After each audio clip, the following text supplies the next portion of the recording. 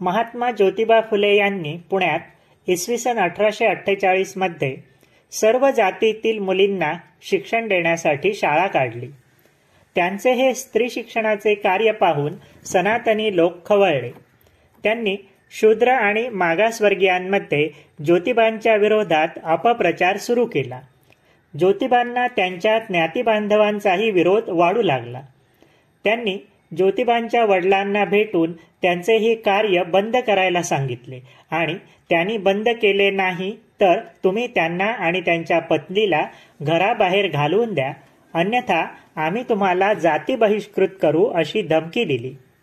वडिलांनी ज्योतिबांचे मन वळविण्याचा प्रयत्न केला, पण ज्योतिबा आपल्या निर्णयावर ठाम होते. वडिलांनी त्यांना घर सोडून जायला सांगितले.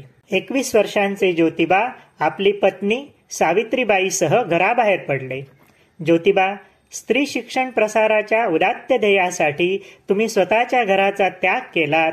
समाजाच्या भावी पिढ्या तुमच्या ऋणी आहेत.